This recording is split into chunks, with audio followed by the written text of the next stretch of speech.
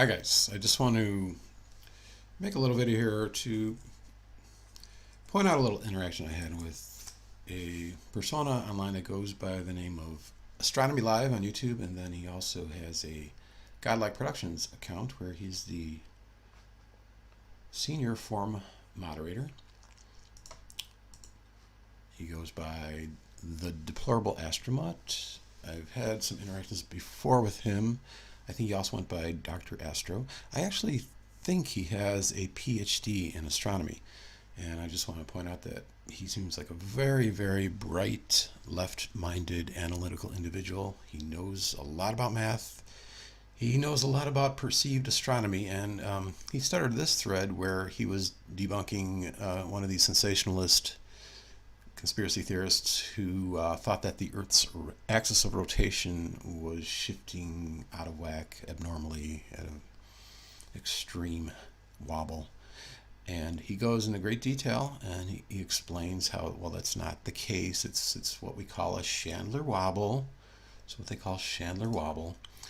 Chandler wobble, if you look it up on Wikipedia, it says the variation of latitude, or Chandler wobble, is a small deviation in Earth's axis of rotation relative to the solid Earth, which was discovered by Carlos Chandler in 1891.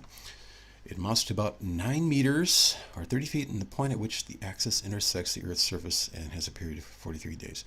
Well, obviously, if you use a little bit more common sense and you validate some of the experimentation that went on to prove whether or not there was rotation to the Earth, you would come to the conclusion that there is not any rotation to the Earth. Like, you can cite Arias failure, Michelson Morley.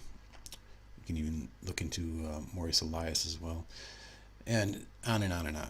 You know, the Cavendish experiment can be explained basically by understanding that these two large masses, or two balls, they're interrupting the etheric universal compression, which Tesla even believed in, and even the so-called Coriolis effect. I made videos about that in the past as well, explaining how it's the actual moving ether, the centrifugal divergent force, that is creating the disparity. Like if you shoot a bullet to the east versus to the west, it sinks toward the west and rises towards the east, or the Atmos effect. That's all explained. There's no rotation to the Earth. I mean, it just does not make sense if you use your common sense reasoning and a little bit right brain thinking, which a lot of these left-brainers, these left-brain analytical people just don't seem to have the capacity to understand or to entertain. Sadly. But it's prophesied that these people, the so-called wise men, their knowledge would be turned backwards, and their so-called wisdom would be made into foolishness. But anyway, I want to get into the little interaction I had with Astromut. Pull up that screen here. On his video, he goes in. It's a real good video as far as the math goes. If you were to believe that you're on a rotating, wobbling, spinning ball in a vast universe, with the stars being an exorbitant distance away from you, which to me it just does not make sense, and I don't think it should make sense to anyone else if you just applied a little bit of common sense reasoning and logic. Stars are very close to us. And so he goes and he gets the math here. Looks like he's a great math whiz, and he goes into the right ascension and the declination of the Polaris versus the North Celestial Pole, and how it shifted over time, over 16 years, if you take the J2000 data versus the data from today. And he went out and did his own observations, and he was very, very thorough. And he even pulled out the Star Atlas book, and he found the exact right ascension and declination of Polaris. He plugged that in, and he found out how they deviated over 16 years. You see this green circle? I guess that would be the North Celestial Pole, as the Polaris wraps around the North Celestial Pole during today's date, versus this red circle where it's wrapping around it. It shifted basically, and so the consensus among the scientific intelligentsia is that, well, it's the Earth's rotation that is slightly wobbling slightly processing over time. It's a very, very minute wobble, very minute. I think he goes into like milliarc seconds. And, well, I'll just get to this little conversation I had with him. I said, good work. You helped realize the celestial sphere inside the Earth precesses. And go away, Steve. You should still be in jail as far as I'm concerned. Earth isn't concave. Your cult is false in every possible way. There's good reason there. You are not a judge. If you believe in a God, why do you resist his creation? I recall him claiming that he believed in God. I think he claims to be a Christian, actually. So that's why I pointed that out. He says, go away, Steve. Now, you need professional help and you need to stop harassing me before I report you. Am I clear? My response was, YouTube is designed to give one the option of blocking someone. What you consider harassment is not what one who is more objective would consider. It does seem your fear of me is more rooted in the fact that I am right about the shape of the Earth, and it threatens your profession and pride. Listen to me, you son of a bitch. I cannot block people from my phone, but I can report them for harassment. My fear of you is fully justified and rooted entirely in the fact that you made death threats and attempted to track down a friend of mine in Florida. I carry a gun because of nutjobs like you, and I will kill you if you try to harm me or my family. Fuck off. My response? That reply seems non sequitur to the context of the content you presented at hand, and an easy deflection to the topic. You are obviously acting irrational and emotional. I expected more professionalism from you. I have no intent or desire to harm you. I just wished to commend you on your work and correct you into the understanding there is a rotating, wobbling celestial sphere inside God's creation we call Earth. He goes on to say, no, there isn't. You're a dangerous criminal, and I'll kill you if you try to harm my family. Want to be shot in the head? No. Then stay the fuck away from me and my family, Stevie. I know who you are. Okay, I'm not sure what he means by that, but my response, wow, I actually would recommend you to seek professional help for your paranoia. My intention is to save people, not harm them. And if you were truly honest with yourself, you'd see things how I see them. Glass sky, ice attached to it, sun stopping, and total havoc. If you helped me educate people about this impending situation, you too would be trying to save and protect people and not harm them. I point that out because he claims to be a Christian, and evidently there's a problem with his understanding of the world if he believes in a God and he doesn't understand that there is a literal heaven that we can actually point to inside the middle of the earth. So he goes on to say, fuck off, you psycho. You're fucking insane, and you tried to kill my friend. That is not true. I did not try to kill anybody. I've never had any intention of killing anybody, even when I've made threats in the past. There was no intention behind those threats. Those threats are what you would call subjective threats in the courtroom. If I actually were to fight some of the threats that I got arrested for, actually just one of the threats, I would have probably won the case because I had no intention of harming the president. If I see your face, I will be prepared to kill you in self-defense. I'm an excellent shot, too. Fuck off and leave me alone. My response, when you calm down and realize you cannot debunk me with my assertion you are inside the earth and there are crystal concentric firmaments above, capitulate. I have a lot of work for you, son. My blessings of peace and understanding go to you and yours. His response, fuck off. The earth isn't concave, you fucking psychopath. You tried to kill my friend, and if you try the same with me, I'll kill you in self-defense and rid the world of one more cult leader. Okay. Going back to the content at hand, I just wanted to point that out because I really just want to focus on the content. I don't want this video to be a war between ad hominem attacks, basically. I just want to talk about the content at hand, and I want to talk about how it makes much more common sense to understand that there is a central rotating celestial sphere in the center of the Earth that has a slight wobble to it. I'll pull up my animation here I just made. Okay, if you watch my previous animations, I talk about how there is a perceived sky dome. It's not an actual literal sky dome within the concave Earth. And we'll have a perceived summer solstice. This is at 34.3 degrees north latitude. I think it's probably like somewhere in Oklahoma. And I just picked a random latitude. Perceived celestial equators over there. We have a north celestial pole, which is perceived over here. So we're viewing the pole stars when we're looking toward the north. And we have a perceived Polaris. I'll play the animation here. I talked about previously how these sight lines will bend up. Energy bends up. Horizontal ham radio antennas show bending upward. Light bends up. It's been proven. It's been showed with theodolites. It bends upward. So it bends up. It converges to the central celestial sphere, where Eric and I talk about the octahedron behind the celestial sphere acts as a resonant absorptive antenna, which sucks up the electrons. So it's always hitting. Your view of the celestial sphere it's curving up and it's hitting it perpendicularly.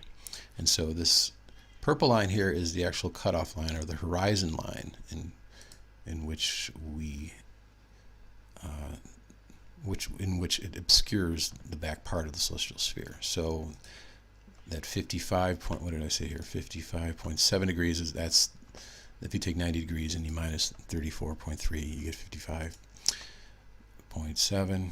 And so you zoom in about close and you understand. Okay, we have the horizon clipping line here, and it's rotating counterclockwise.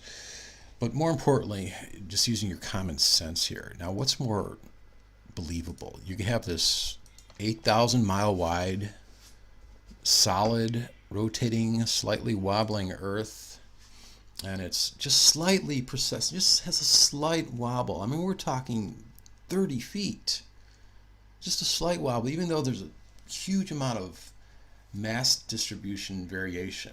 Okay, you have this disparity here. Maybe the Rocky Mountains in North America, and you got the Himalayas in Asia. I mean, we're talking like, it'd be like wobbling all over the place. 8,000 miles wide. Or what if it's just a rotating, let's say it's about 2,000 miles wide, celestial sphere that is perfectly levitating in a state of equilibrium. It's extremely frigid up there. You can blame it on superconductivity if you want to, but for some reason it's levitating perfectly in the center of the Earth. There's an equal amount of pressure inside the Earth, and it just has a very slight wobble to it. Very slight. It changes from year to year. The Chandler wobble, it's going to change a little bit, not that much, but it makes a whole lot more sense. Obviously, a smaller top, he talked about top spinning. A smaller top is going to have less wobble to it, especially if it's a evenly displaced or even mass distribution everywhere. It's perfectly smooth and there's no variation. But as opposed to this huge top, this convex spinning top that has mass and weight distribution that is unequal, and it's spinning, and you can't attribute that to gravity holding the water. I mean, that's another thing too. I was watching here in this Wikipedia page here. They were talking about the Chandler wobble. They were also mentioning that it's possibly due to variation in the water, in the atmosphere.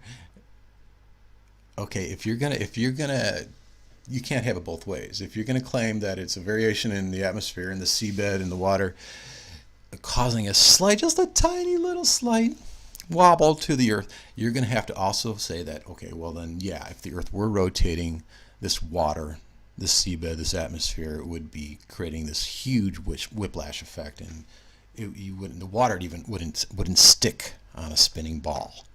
Okay, it does stick inside the concavity of the Earth due to equal pressure, due to etheric pressure, due to inside surface tension, and it just doesn't give the appearance of it bending upward, the land bending upward because of the curvature of the light is bending more so than the curvature of the Earth. Okay? So, makes a lot more sense to understand that this very, very slight wobble from year to year is happening because we have a much smaller sphere that's spinning as opposed to this huger sphere that's supposedly tilted at 23.4 degrees. And it's in a huger environment too, this heliocentric environment, as opposed to the concavity of the Earth. You have a smaller, contained environment. Everything is predictable. Everything is precise. There's no slop. There's a reason why we can predict things. Lunar eclipses, solar eclipses, transits, occultations. It's because it's all inside. And its predictability is very, very, very high. And understanding that makes a whole lot more sense. So there's a slight wobble to the celestial sphere inside the Earth.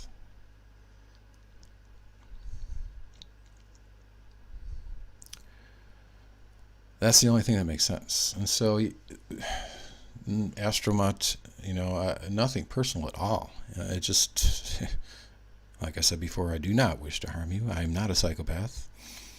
I made some mistakes in the past, but I'm here to present the information as far as content goes about cosmology, about accurate cosmology, and my opinion of you and your presentation of cosmology is completely opposite to the truth. It's opposite to understanding God. It's opposite to science. You neglect the fact that there's a glass firmament inside the Earth. I can go on and on and on. Light bends. We have a literal heaven. And you're very hypocritical for you to call yourself a Christian, if you are one, or to believe in God and not even understand that we can actually, literally, physically locate heaven. It's right inside the Earth. Like I said before, I think you have a lot of pride in your profession. I think you are highly intelligent, analytically intelligent, left-brained intelligent, but you lack the common sense, the visceral understanding, the right-brained understanding of what's going on. And your profession is at stake. I guess your reputation. You're battling this so-called psychopath online who thinks he's the Christ and who you think that he wants to harm people. I don't want to harm people. I want to save people. Like I mentioned before, I do believe the final day and the final hour will constitute the sun stopping in the sky and ice from the top of the glass sky, that's where the megacryometers come from. You cannot explain where they're coming from. Will fall down and decimate the world. If you understand in Scripture, if you are a Christian or you read your Bible, you will understand Isaiah 28, Isaiah 34, where it talks about the hail sweeping away the refuge of lies. And this is the divine ruse. And so my desire is for you to repent and to realize this. And also to use your intellect, to use your testimony once you do convert over and realize you're living inside and other things. To help save people. Because people are going to die when the sun stops and the ice falls. People are going to die. Astromut. 2 shall be in a field. 1 shall be hit by a huge block of ice, the other taken. Or 1 shall be taken or hit, and the other left. But people are going to die. That's my belief. That's my conviction. And, if you're opposed to me, you're opposed to, in my opinion, in my eyes, you're opposed to helping save people. I'm not harming people. Like I said in the past, I made some mistakes, but I never, ever had the intention of harming or killing anybody. So you think about that, okay?